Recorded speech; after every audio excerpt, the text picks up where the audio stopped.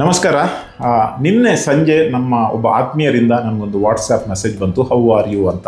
ನಿನ್ನೆ ರಿಪ್ಲೈ ಮಾಡಲಿಕ್ಕೆ ಆಗಲಿಲ್ಲ. ಇವತ್ತು ಬೆಳಿಗ್ಗೆ ನಾನು ರಿಪ್ಲೈ ಮಾಡಿದಾಗ I am fine, thank you, how are you ಅಂತ ನಾನು ಕೇಳಿದೆ.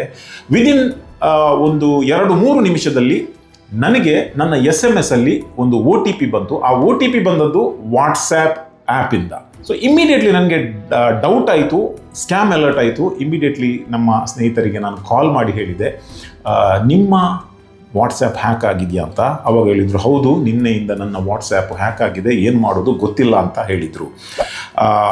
ಇದು ಬಹಳ ಒಂದು ದೊಡ್ಡ ಡೇಂಜರ್ ಮತ್ತು ಸ್ಕ್ಯಾಮು. ಒಮ್ಮೆ ನಿಮ್ಮ ವಾಟ್ಸ್ಯಾಪ್ ಆ್ಯಪ್ ಕಂಪ್ಲೀಟ್ ಅವರಿಗೆ ಹೋದಾಗ ನಿಮ್ಮ ಪರ್ಸನಲ್ ಡೀಟೇಲ್ಸ್, ಗ್ರೂಪು, ಬ್ರಾಡ್ಕಾಸ್ಟ್ ಎಲ್ಲ ಅವರ ಕಂಟ್ರೋಲಿಗೆ ಹೋಗಿ ಮಿಸ್ಯೂಸ್ ಆಗುವ ಚಾನ್ಸಸ್ ಇದೆ.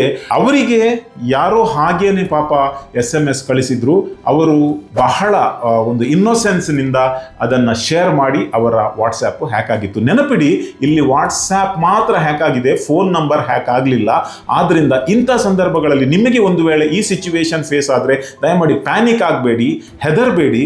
ಯಾಕೆಂದರೆ ಇಮ್ಮಿಡಿಯೇಟ್ಲಿ ನಿಮಗೆ ಯಾವಾಗ ಅದು ಹ್ಯಾಕ್ ಆಯಿತು, ನಿಮ್ಮ ಕಂಟ್ರೋಲಲ್ಲಿ ಇಲ್ಲ ಅಂತ ಗೊತ್ತಾಯ್ತಾ, ಆ್ಯಪನ್ನು ನೀವು ಕಂಪ್ಲೀಟ್ಲಿ ಅನ್ಇನ್ಸ್ಟಾಲ್ ಮಾಡಿ ಮತ್ತು ಇಮ್ಮಿಡಿಯೇಟ್ಲಿ ರೀಇನ್ಸ್ಟಾಲ್ ಮಾಡಿ, ಅಥವಾ ವಾಟ್ಸಪ್ ಬಿಸ್ನೆಸ್ ಅನ್ನು ಇನ್ಸ್ಟಾಲ್ ಮಾಡಿ.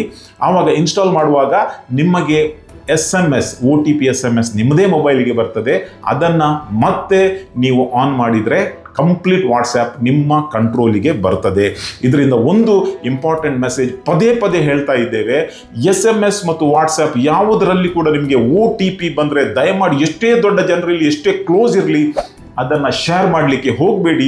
ದ ಮೂಮೆಂಟ್ ನೀವು ಶೇರ್ ಮಾಡಿದರೆ ನಿಮ್ಮ ಬ್ಯಾಂಕ್ ಅಕೌಂಟ್ ಇರಲಿ, ವಾಟ್ಸ್ಯಾಪ್ ಅಕೌಂಟ್ ಇರಲಿ, ಅಥವಾ ಯಾವುದೇ ಆ್ಯಪ್ ಮತ್ತು ಇಮೇಲ್ ಏನೂ ಇರಲಿ, ಬೇರೆಯವರ ಕಂಟ್ರೋಲಿಗೆ ಈಸಿಯಾಗಿ ಹೋಗ್ತದೆ.